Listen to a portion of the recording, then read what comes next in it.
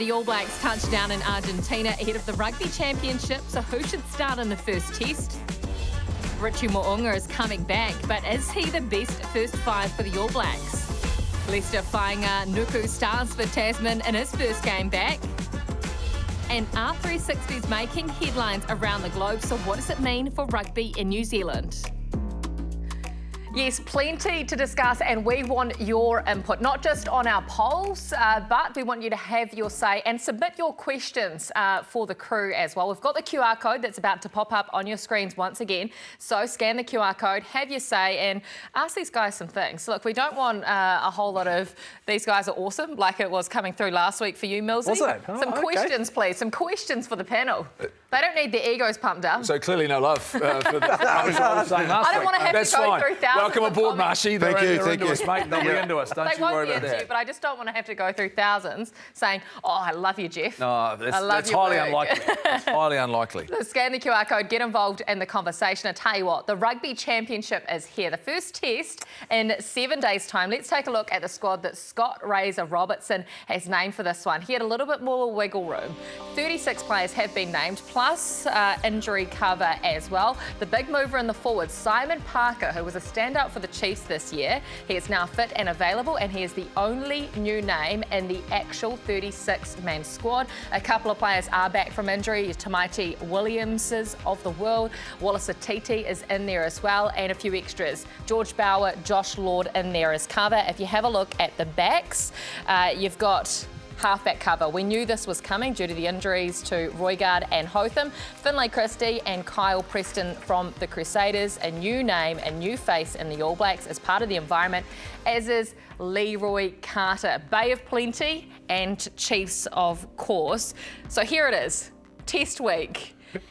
What are you laughing at, Millsy? Your Bay of Plenty throw in there, mate. He was so good. No one else got to mention It was his performance last week at centre for the Bay that probably sealed it in the All Blacks. But what are we expecting them to do with the squad? Because it is an extended squad. There are a lot of players coming back from injury. Who are we actually going to see out there, Jeff? It's been very interesting 4 weeks between test matches, and the fact we've got Argentina away twice, and we know what's around the corner with the Springboks. I'm fascinated to see whether or not we've got a clearer picture after this weekend about what the best All Black squad fit and available might look like. Now, we know we've got a few guys who might not be available, but it sounds as though Scott Barrett's back. So what does that mean for our locking department? Where does Fabian Holland fit in the picture now? Tupou Vaa'i, is he going to continue at 6? Sounds like he's going to. For me, that's probably what I'm looking forward to, is the fact the moment this team comes out, I decide whether or not, OK, this is what the All Blacks might look to in the future. Yeah, 100%. And I think a bit more stability on the first couple of tests against the French. When they went to that side, I'd like to see them push on. Admittedly, that third test against the French,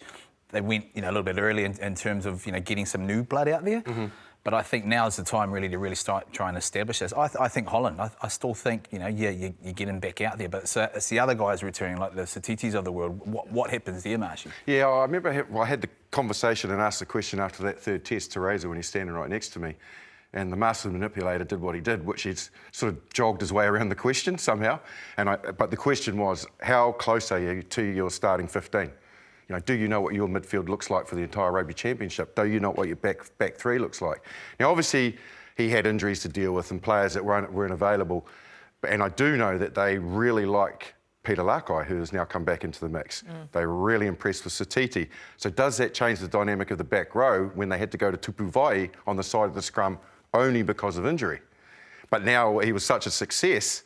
So I think there was a lot more questions and answers come out of that French series, but we've got to get there quickly, guys. Yeah. Like for this TRC, with South Africa and even Argentina are going to be a handful, and Australia are looking not bad as well. So, yeah, what this team looks like at the weekend, I think will start to resemble what we should expect to see at Eden Park, barring a couple of guys coming back from injury like Tamaiti Williams is a few weeks away. When do you think we'll see a Simon Parker, who's the new face? So clearly they want to see him and maybe wanted to see him against the French. He just wasn't available. We may not see him until later on, maybe against an Australia, if we've had a really strong start, depending on how we stack up front, how our physicality goes. And that's why I think we're going to see probably Tupou Vaa'i continue at 6 to see if that is the formula. I'll be fascinated to see when he does get his impact. I think he would have made the original squad had he been fit and available. I think the selection is based on that. He was injured at the back end of that season. I think they just want to look at him in camp. Good way to take him away on tour. Yeah. But once again, though, it's the fact that what are we going to do at number 8? Well, that's the thing. That's the question mark, right? Is Ardie Savea our backup number 8? Well, Satiti's back, so but I'm talking about if we were going to make a change and go, what are we going to cover Yep. with? Who's going to cover the number 8 position? Is it Peter Lakai? You know, those are those conversations. Are you wanting a bigger body or a better athlete? But again, we're going back and away from guys that are playing that jersey every week, you know, and know that jersey really well, know their role, know their formation within the team pattern. And you took a genuine number 8 and Christian Leo Willie out. Yeah. But you've replaced him with a guy that can play 6, 8, 7. So why? My question... I'm not saying that he doesn't deserve to be there. No, you're right. The one person I would have to say, it's going to be a bench spot. And if you think about it, when you're looking into South Africa and possibly the lead into playing South Africa, because you're playing big-bodied players, it's probably going to be a Kirifi that they might be thinking, OK, hey, do we go for big bodies on the bench that's going to come off the bench and go 6 and 7, rather than a feature? I mean, are we jeopardising the fact that we have a genuine feature coming off the bench to try and go to that level? And I think those are the questions that the coaches will be asking. The beauty of a Tupou, clearly, if he starts, is if he can go to lock. So all of a sudden you can carry a couple of loose forwards on the bench knowing you've got lock covered, and he can play 80 minutes. He's proven that. He did it all season for the Chiefs. He was so very, very good, and he's so influential, particularly at line-out time. The moment he didn't play for the All Blacks, our line-out did not function as well, and height is obviously going to be critical. So for me, I think Tupou's flexibility about playing 6 gives us flexibility on the bench, and it might open up some room for you to take both a Peter Lakai, who can cover 7, 8, and a Simon Parker, who can cover 6 and 8. And then all of a sudden you've got those athletic players you need. So let's hear from him then. Let's hear from the All Blacks' new 6. It's pretty buzzing, isn't it? I've been playing lock all super and then turn up to international footy and get told that I'll be playing blindside, which was a bit of a shock at first. But yeah, there's definitely excitement there. I have played blindside a handful of times. Yeah, I love it. It's obviously a different number on my back, but I keep telling myself just continue to go out there and play the way you've been playing. Oh, some excellent work at the breakdown from Tupou. He wins a penalty. I suppose a lot of viewers probably don't see the different dynamics of being a tight forward lock and then a Lucy, where Lucy has to remember different running lines off a short liner where he's standing out in the back line, or different edge plays where they have to know those on top of their role. And a lock, you can sort of get away with being tight around the breakdown. But I think Toops, he's probably had the skill set for it right from the start. He's fast, mobile. Vai scores! Good on his feet, and he's great over the ball. Taking the tackle of Vai. All Blacks win the penalty, and they'll win the game. Yeah, nodding, Marshy? Yeah, I'm nodding. He's in career best form. That's a really good thing. So he's not playing bad rugby. It's just how the balance works for how we want to play.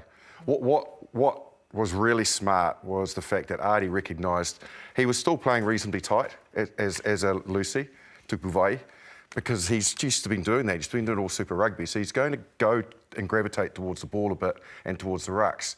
But what Ardie did was recognise that and played wider. And think about that breakout he made, step, footwork in that third test. So, yeah, if they're going to continue to play him, he will evolve and he will get slightly looser, excuse the pun, but the rest of the players need to adapt around him because he is a lock transforming to 6. He hasn't been in that jersey too many times this year, or for quite a long time. We're getting flooded with messages. Here's one from Jared. Who will be the reserve halfback to Ratima? That's assuming that Ratima starts. Marshy, where are you going with our halfbacks, knowing who we have available to us? Well, it's whether or not they want to be brave and go with a player that the opposition haven't seen a lot of. For me, Cortez Ratima will start. He has to start. He's been in the mix as the second best scrum half, even when Hotham was fit in the country. So if he can't slot in when Roygaard's out, then there's something wrong. I get it, you know, Finlay Christie's more experienced, but at the end of the day, he's there to fulfil a role, and that role he will perform at the weekend. I've no doubt that he'll be selected. I feel that they would go for a Kyle Preston, or should go for a Kyle Preston off the bench. So I was going to ask you, so all of a sudden we didn't know Cam Roygaard was going to be out. Who do you think was the first guy they picked, Preston or Finlay Christie? when they worked out one person was down, when Hotham was out, who do you think it would have been? It would have been Preston? Yes. So then it makes sense then that he's your next guy, right? Yeah. Then if he was your next guy off the rank and was coming in as number 3, surely he should get his chance at number 2. And I'm comfortable with that, I really am. And it should be Cortez for me as well. If he's good enough to be on the bench and start other test matches, he should start this one. Because here's a guy you've invested so much time. Well, your experience in Finlay is there. You know what he can do. You know he's experienced it. So, you know, why wouldn't you have someone like, you know, Preston come on? Because you haven't seen anything. What I love about him is the fact that he can kick. But you're always going to get there. And Razor will have the comfort of the fact that Finlay defends well if you need to put him in there, if he needs to come off the bench.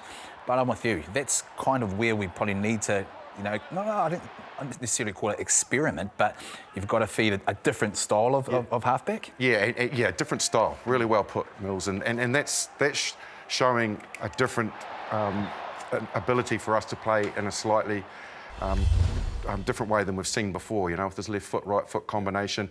He's not as, I guess, aggressive as in a running game as a couple of as a Ratimer, a Hotham, or even a Roygaard, but he's really silky, he's really slick, you know, and great support lines.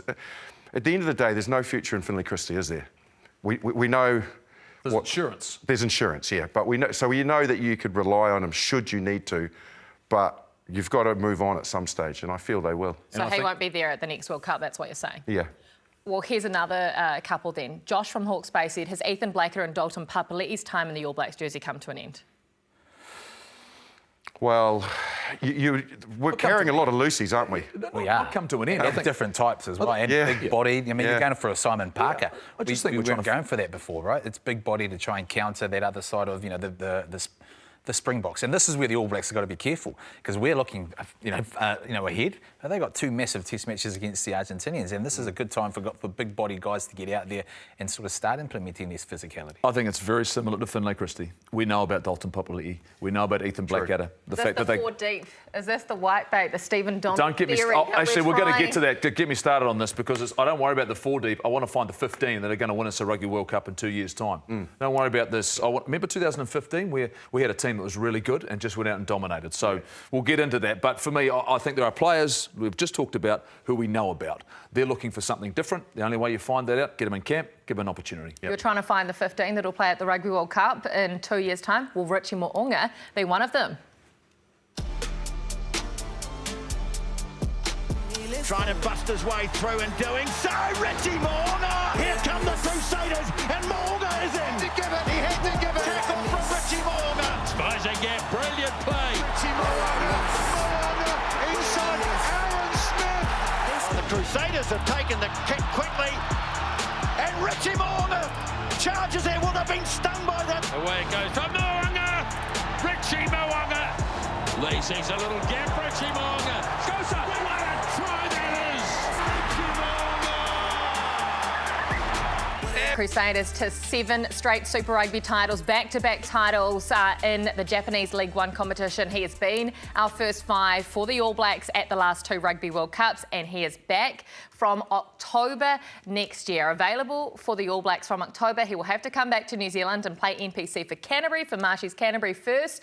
And this is what we want to know from you. Given the fact there will be about 10 test matches before the All Blacks go to the Rugby World Cup from October next year, so Richie could possibly play 10 test matches, who will be the All Blacks' first 5 in Australia in the 2027 Rugby World Cup? Will it be Richie Mo'unga? Will it be Beauden Barrett, a 36 years young Beauden Barrett, or Damian McKenzie, or maybe you're going with the young gun, Ruben Love? Scan the QR code, join the conversation, and have your say and your shout. Flynn has asked that exact question.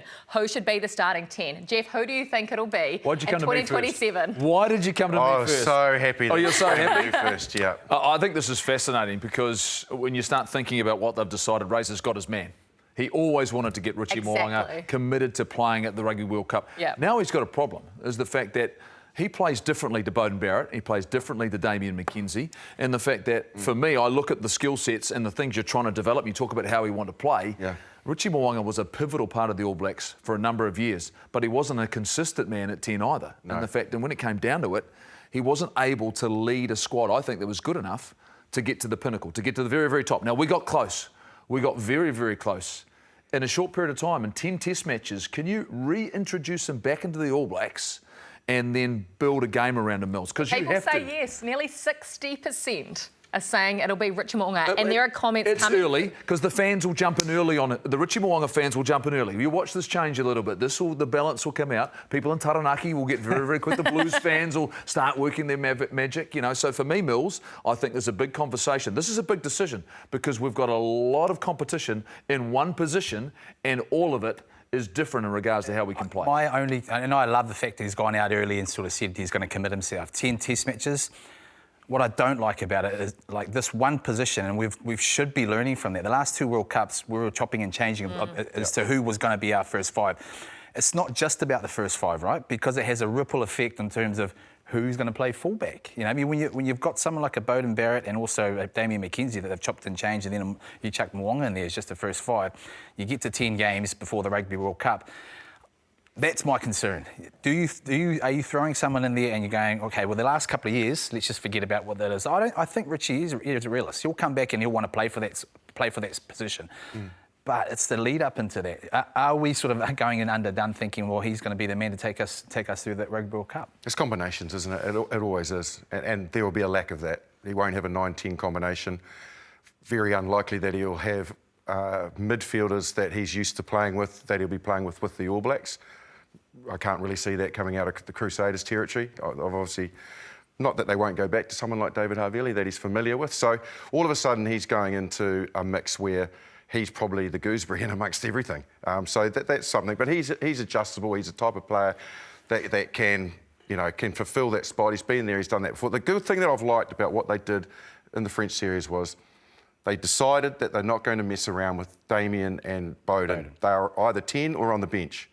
And they didn't compromise on that. Yes, I know Beauden got injured, but at the end of the day, that's a good move in the right direction because they're both different in that jersey when they play, so the game pattern changes a little bit and our attack and shape changes a bit, but at least you know that they're not slotting in between fullback, which is what you're talking about in first 5 and all over the shop. So you don't think they can chop and change? 10 tests to go until the World Cup. Is too late to reintroduce Richie Mo'unga, who's been there for the last 2 years? No. I think absolutely, but the problem is that the synergy is not there because he just hasn't got the time to formulate combinations. Here they come. Beauden Barrett fans are coming. Yeah, Taranaki Blues fans. The guy that's played 107 tests at first 5 for the All Blacks. I want to show you some numbers. Let's have a look at the numbers around these players when they've played in big games. Don't worry about the minnows. Don't worry about those percentages. But in the big games when they've been in the first 5 positions. So here they are. There's a lot of numbers here, but these are against the significant teams around the world. These are the ones that will win and lose you big moments, whether it be Rugby Championships, whether it be World Cup. And there they are. When they've played at 10, those are the numbers. And the most consistent and the most success, and he's played 107 tests in the position or been involved, whether it's starting or on the bench, is Beauden Barrett. He's the guy who, when the All Black jerseys, had success. Now, if you look at Richie, England, France, Ireland and South Africa, none of those are over 50%. No, he struggles with, yeah. And so you start thinking about, well, hold on. You have to start looking into those things. The fact, yes, we know he's a prodigious talent at the domestic game. We know that. He was in a great Crusaders team, an outstanding Crusaders team. And in Japan, the Japan competition, I'm sorry. Look, we've seen players who go up there and they dominate. Adi Sevilla went up there and it was like touch footy. The top 3 or 4 teams, yeah. The other 8, are the 10, the quality's not there. So winning a couple of titles there, yeah, he's driven that. I think it's a deeper conversation here that you have to have. Is he the right guy at the highest level, at the very highest level? You know what I'd also like to throw into that mix? That's outstanding, actually, by the way, to see that. And, boy, he's played some test matches, Beauden Barrett, for that success rate. That ratio is high. There wouldn't be many players in the world that could carry that type of stat, is to throw the goal kicking into it, because that is massive at Rugby World Cups. And when you think about the rest of the back line and what it might look like, not really goal kickers in there, possibly Geordie Barrett apart. But Bodie's been kicking outstandingly well. He's really improved. But what's it been like over 107 tests would be my I get that. my Who do you argument. trust to line up the penalty to beat France in the final? Yeah, How this is is it? it. I know. Well, for each of you, who would it be? Oh, who would it be? Yeah. I thought you were putting the scenario in my face. I was like, oh no, you're making me put it in- nervous already. Hold It's on, still 2 years away. It was in Geordie Barrett's hands at the last Rugby World Cup. Yes, it The was. first fight? And we missed, yeah. There's no doubt that's an area that the teams actually want. They want the responsibility. Yeah. But again, I come back to the point. are we going to afford to be able to chop and change at 10? I'm with you. You're chopping and changing from, you could chop and change from Damian McKenzie and then get to more. I think 10's enough. 10 test matches for him to get back into it. I've no doubt about that. What I don't agree with is don't chop and change and then put Bowden at fullback and move Will out of there. When you've kind of had, and that's where they've got to try and get themselves settled. Get yourself an established fullback and leave him there, and don't sort of mess around with him. But also at the same time, if they're a 10, they're a 10. See, this is where I tend to disagree a little bit with Will Jordan, because if we can be as effective, if not better, with him playing on the wing and having Damian McKenzie at fullback, then I'm really open to that, because for me, this is where this 4 deep thing I struggle with. Because a number of our players, because they're so versatile, they're always talking about their ability to adapt by position. I'd say Geordie Barrett's our best fullback, our 3rd best fullback. We don't need 4 fullbacks. The fact Bowden Barrett's probably one of our best fullbacks, as well as 10. Will Jordan's clearly our best fullback and best 10. You don't need 4 in every single position, because people chop and change. Richard Kahui played on the wing in the 2011 Rugby World Cup from his talent and understanding of the game. We had Sonny Bill Williams come on and play at centre. So for me, I don't think this 4 deep thing, I don't buy into that. I want to find the 23 that are going to win us a Rugby World Cup. Let's start looking for that. Yep. 100%. You're going to get no argument for me whatsoever. In fact, no more input. No more input? OK, well, let's move on then. But you can continue voting on the poll, because the numbers are changing. Richie Mo'unga no longer at 60%.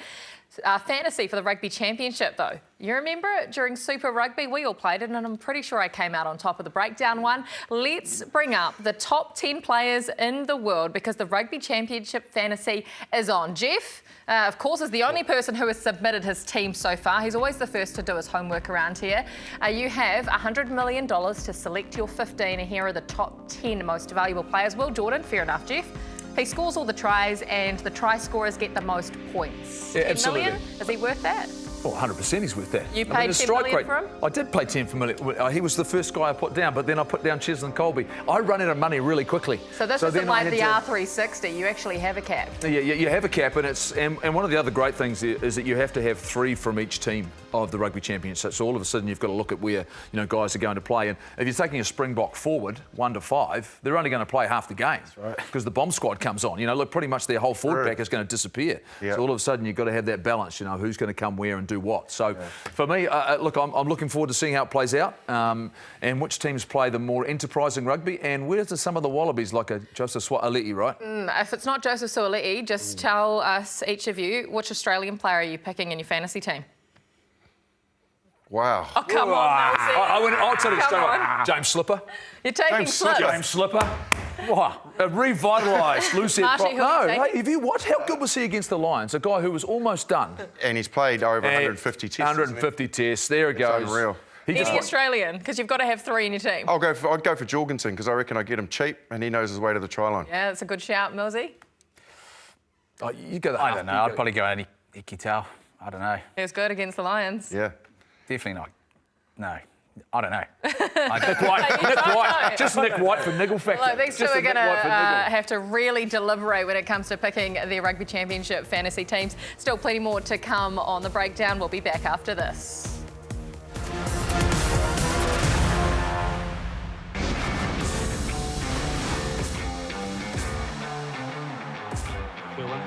Oh, he's crashed through on the very narrowest of gaps, and he's going to steal it up for his teammate Zinzan from the try. Zinzan Brook, and on his test debut, the man scores a try.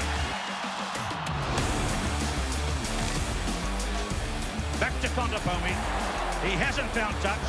Mertens has it. Flies it across to Flair. Now can the new young Test fullback win it for New Zealand in the last seconds? And it is going to be a try for Razor Robertson. And New Zealand end their tour in dramatic circumstances. The kicking game, well, has been generally good. That one's blocked though, and here's a chance for the All Blacks. Via Fifita, getting on the outside. Fifita scores a stunner. Via Fifita, too fast, too strong. Now Sanchez dribbles a little kick, finds him in his face too. Ball is loose, and it'll be a try to Argentina. Wow. Sensational risk reward. The Pumas from Argentina have beaten the All Blacks for the very first time.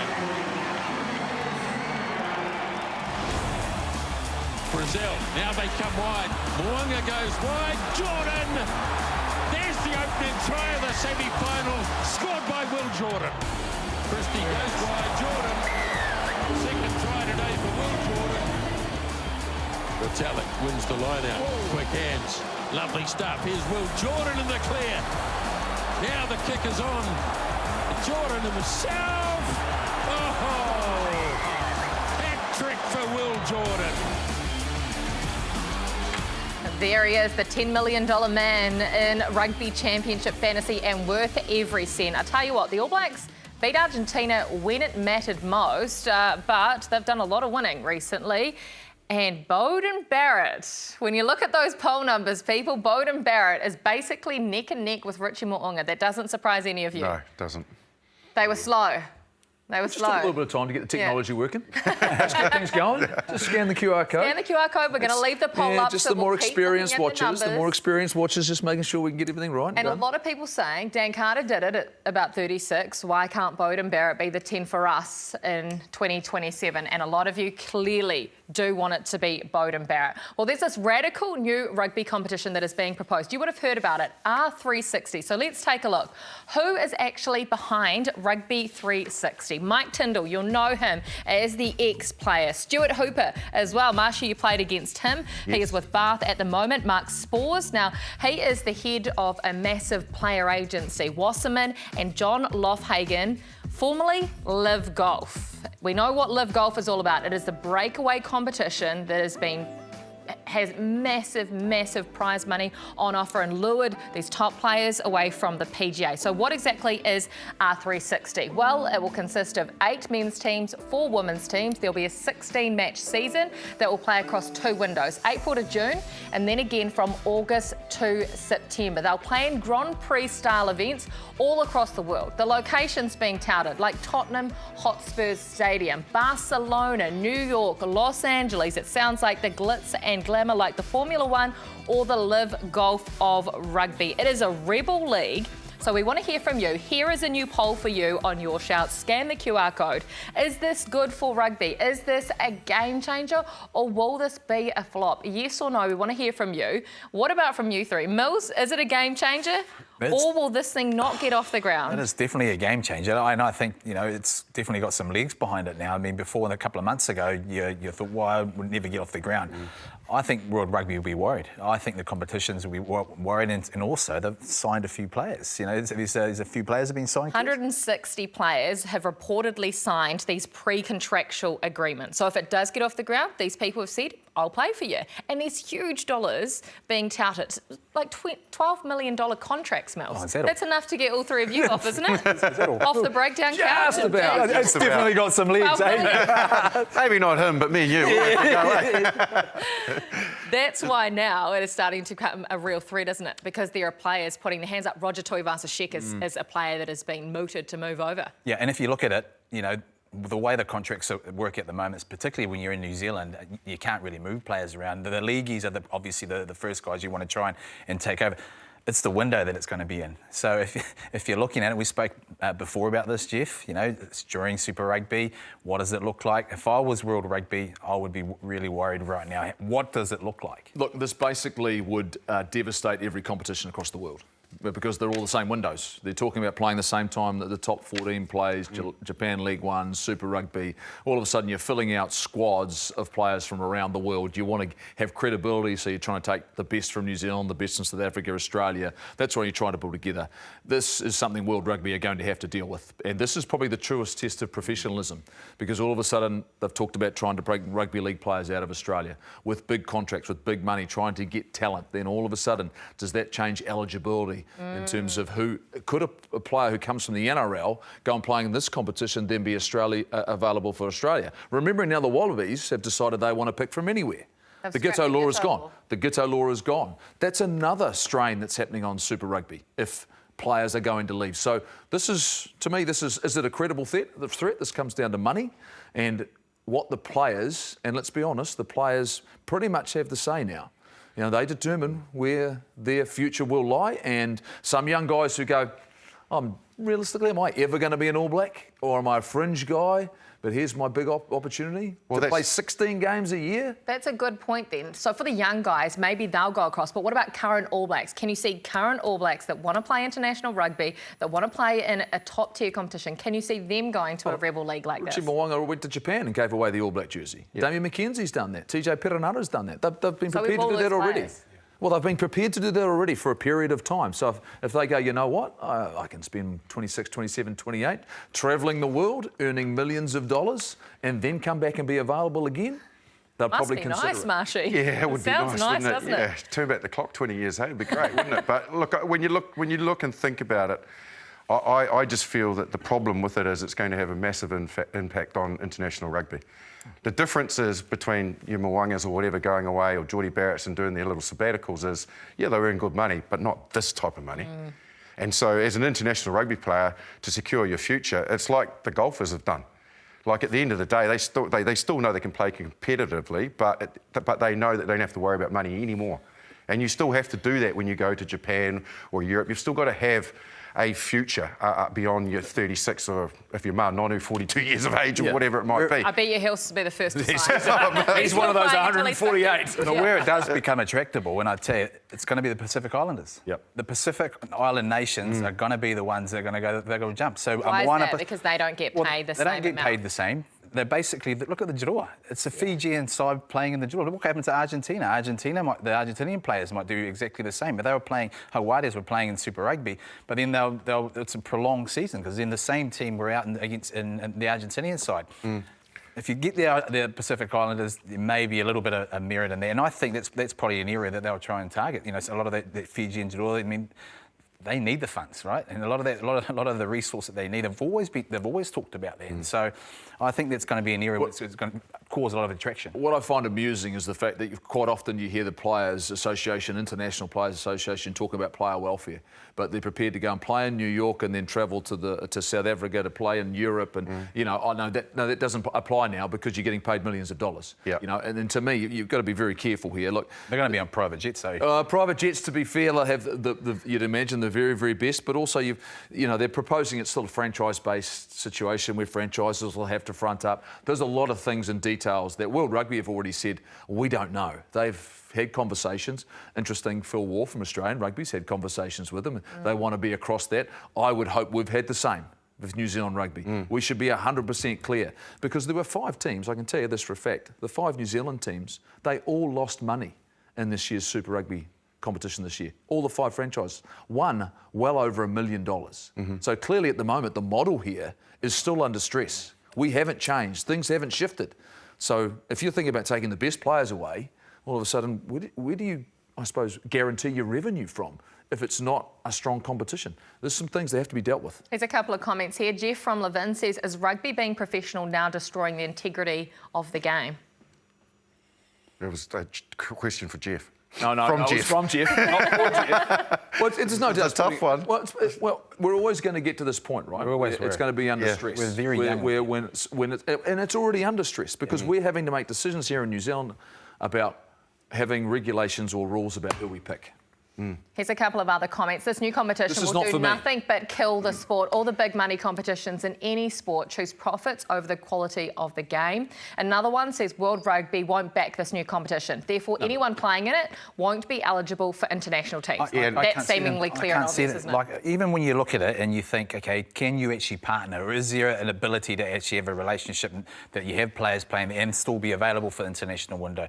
You can't govern then. No. If you're opening that up, you can't govern as World Rugby. And so that's where it's going to come into difficulty. The other side of it too, it will only take a couple of players from each, let's just say, you know, Southern Hemisphere, South Africa, Australia, New Zealand, and top players, even some that's on the fringe, to go to give it some credibility. That's all it will take. Yeah, I agree. Look, I feel that World Rugby needs to put its foot down, and that's the only way that we're going to get still true quality international rugby. Otherwise, you're going to have this effect where if you start taking international players out and then allowing them to come back, it's pretty glamorous. Like you're all over the world, you're gigoloing, you're put together in a barbarian-style situation. There's no real structure, really, to be perfectly honest. There's 2 windows, so you're resting, then you're playing. And then if they were to allow them to come back to international rugby, those players will be all over the shop. Yeah. All over the place. And the question I have is... And rich enough that they don't need to play for the jersey. Not that they wouldn't. The fact of the matter is that you think about it, I don't think there's the audience out there to support this as well. In fact, because there's no loyalty, there's no parochialism, it'll be a bunch, like you say, of barbarians teams that are just playing against each other. Then they disappear for a few months and come back and get into the playoffs. To me, I don't like the concept of it as it stands. You think about that in regards to cricket. It sort of worked because there's 1.3 billion Indian fans, right? There's so many around the world. Rugby doesn't have that reach. No. And I think this, if it did get off the ground, I'd find it difficult to believe it would last very long. The silver lining now, finally, it's taken something like this for everyone to get on the same page. Wake everyone up. And sit down and get it sort of off. And you can't argue with that. There's a lot of strain financially, not just here in New Zealand, but also in Australia, globally. So this is now a time for World Rugby, who have made money, across the other World Cups. They need to sit down now and say they can't let this happen. I tell you what, this machine is running hot on 3 topics today. On the first 5 debate that we've been talking about, R360, and Marshy, did you lose your razor? No way. Joel from Invercargill and a whole heap of others as well. Do you need to borrow Jeff's, is what they're suggesting. Oh, come on. It's grassroots rugby time. The NPC's happening, so I've gone back to the grassroots of just being rugged, put my feet up and... Yeah, lost my ability to manicure myself, so... Yeah. There you go, question answered, people. Question answered for all of you that sent them through. Here is the current poll results. So Bowden Barrett is currently in front, Damien McKenzie in second, and Richie Mo'unga in third. It's pretty much a 3-way split, isn't it, though? I love the Ruben Love faithful because they thought they'd start at 10 in the French series. They've just gone back and had another wee go again. But I think it's the fact that there are still people out there, 14% go. Maybe we need something a little bit different. And that's why, to me, I sit here right now, I'm no further convinced in regards to where we are than we were last year after the French series. The fact that we've still got, I did some numbers on this, I think there's 13 players who were involved in the Rugby World Cup final a couple of years ago that are still here, still playing. Why don't we build a team around them? Those guys who were 1 play away from winning a Rugby World Cup. We don't go well in the championship, and those stats might change. Oh yeah. And I think that will be the kicker. We'll bring it back in 6 weeks' time. I tell you what, there is still more to come on the breakdown. We go back to the grassroots. We mic up the best player in the competition, and I tell you what, I think he got his razor out this week.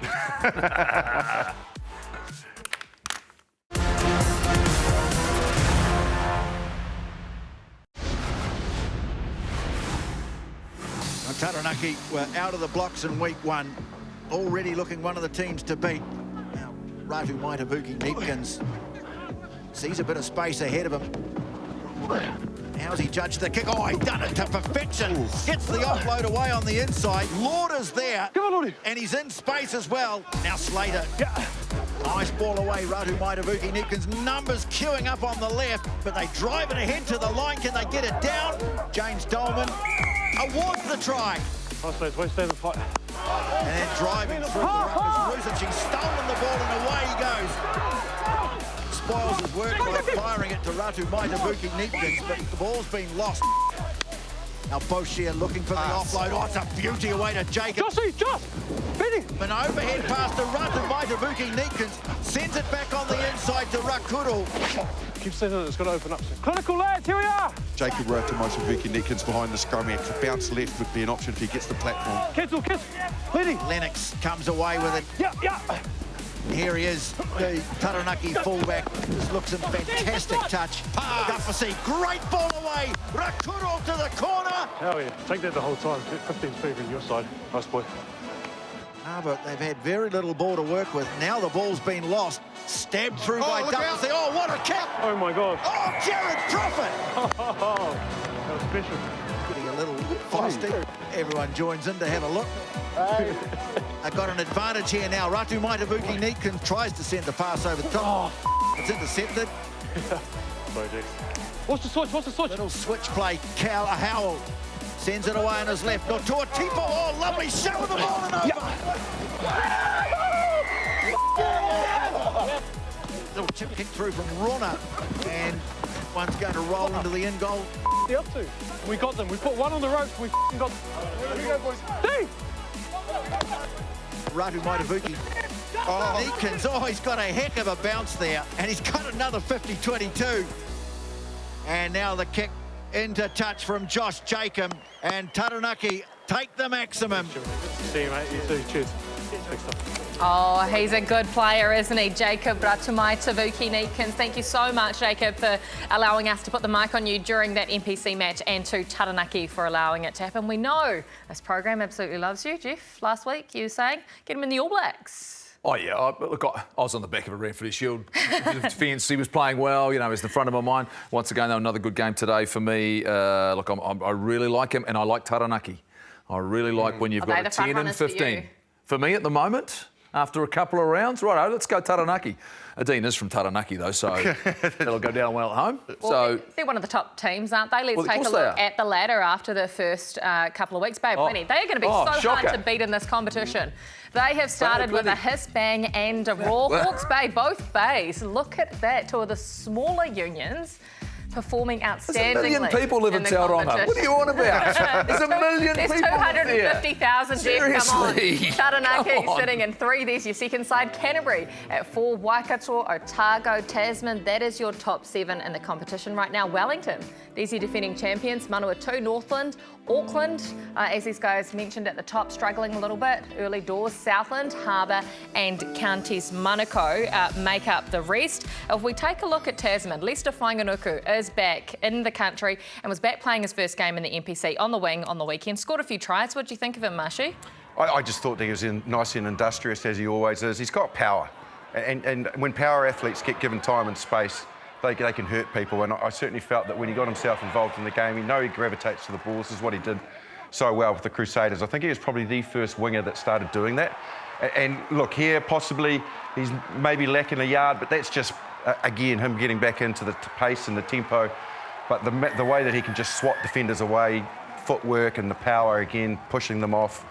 Yeah, look, I guess the one thing is for me is, you know, if we're looking to get him back into the mix with the All Blacks, and Scott Robertson has coached him, he knows why, how he makes him tick.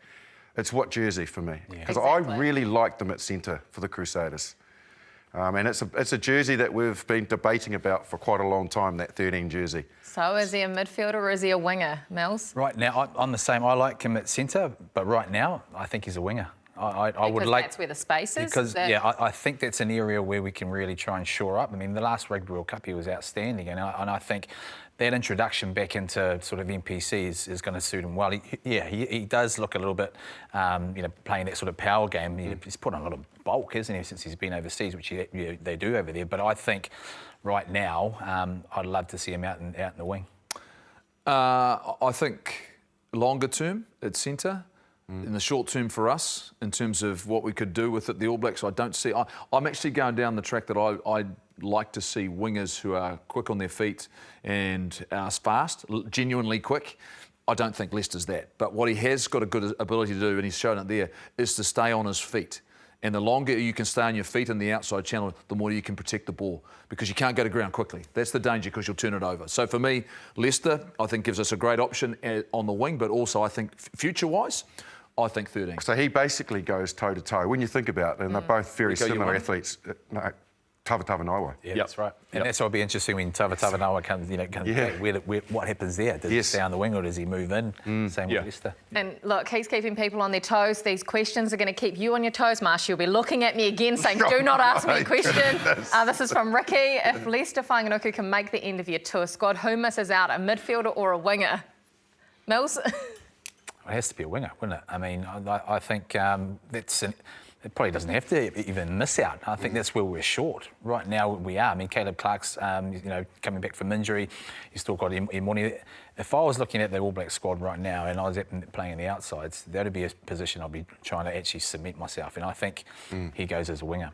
Here's another question about another player standing out in the NPC right now. Someone that hasn't played Super Rugby yet. You commentated him yesterday. Ollie Mathis in this Waikato team, a genuine hybrid player who's been with the Sevens environment. Someone messaged in about Leroy Carter, who can cover 9, 11, 13, 14. I think, Marsha, you said he can even cover in the loosies, which he used to play. Ollie Mathis can play in the loose forwards, in the midfield, on the wing. Yeah, you got to remember, he did this last year as well. He's still a young player, and he was outstanding. He didn't look out of, out of position, really. And the good thing about it also, because he's played 7 at high school and coming through even the 20s, he can get over the ball. I mean, look at that. He broke with ease, and he's got gas. Footwork and gas. What did I just say? Footwork and gas. In pure and simple, he just doesn't die with the ball. He's got a good skill set. You find a lot of those sevens players, they come with that skill set because of the fact that they have to distribute the ball. Sure. And they have to move the ball to space. So much of the 15s game is through the middle and tight. But when you've got players who can throw that ball, and Carter's another guy who's come in and showing the similar sort of skill set. The fact you have to buy time in sevens. You know, you have to go back, go forward, stay alive. Nice to see. Look, if you want to be an All Black, you've got to be I'm sorry, but you've got to be an absolute superstar at NPC level. Like, seriously. Sure. That's the difference in the levels, right? Yep. So the difference between Super, All Black Super and the NPC, you should stand out. Leicester should look like that. He's been playing in France in one of the toughest competitions in the world. He should dominate like he did yesterday. Yep. Here's another question, Marshy. It is for you. Do we look at playing a 6-2 split against Argentina in preparation for the box? Because if Leroy Carter can cover all of those positions, could he realistically be on the bench with a Damian McKenzie, which would allow you to have a Parker, a Lakai, and maybe a Duplessis on the bench as well? How do you feel about that 6-2 split? I like it. A couple of little gems I did here is that he can play also halfback, so he can cover that jersey. Leroy Carter, and secondly that he's very close to the quickest in the team. I think Rico's quicker than him, but that surprised me. Leroy Carter is that fast. But in answer to the question, absolutely. I thought the French, again, they tested us physically. They went 6-2 split, we didn't respond. Razor said it's the most physical test matches that his players have experienced in a very long time. If we don't combat what other teams are bringing, we're never going to be able to get ahead. You're absolutely We're going right. to mirror it. Yeah, and why does South Africa go to that? Because they do have halfbacks and wingers that play that. We just have never got that, and it should be something they explore. And everyone laughed at me last week about Damian McKenzie covering halfback, though, which he's done in the Rugby World Cup. Yeah. I mean, here's a guy who's fit, athletic, he's deceptive on his feet. If you had to teach him how to play it a little bit more accurately and better, he can kick the rugby ball with both feet. Yeah. Once again, is the fact I don't think you should dismiss these, because I believe at some point we have to get to a 6-2. Yeah. And like say, countering what other teams do, which put us under so much pressure. And I'm all about position specific. Don't get me wrong. But if I look at position specific for the All Black team that's probably likely to start, you've got Beauden Barrett, Geordie Barrett, Billy Proctor, Rico Ioane. All of those guys can play. Rico can play centre. Geordie can play on the wing. Well, Beauden can play fullback. So should we go 6-2 and all of a sudden we get down a couple of backs, then we can adjust, because those players can play right across the back line. And worst case scenario, if we lost another one, you could put Artie on the wing. Or you could put Artie anywhere. Put him at 12 and just give him the nut and let him go, right? Okay, so yes to the 6-2 Yes, split. yes, I'd like to please. see it 100%. trialled. Yeah. Like as early as Argentina, as early as next week. Yep, 100%. Yeah, especially when you've got these guys like Lakai and that coming back, you know, and they're going to be tough and physical over there. Okay, well, let's take a look at the latest poll result. After about 50 minutes you've had to vote, here we go. Damian McKenzie is now out in front. So it is completely Southland and Waikato got busy. The Southland and the Chiefs got busy. 32% Damian McKenzie, Beauden Barrett 29, Richie Mo'unga 25%, and Ruben Love still at the 14. So he's holding. So reality is we don't know.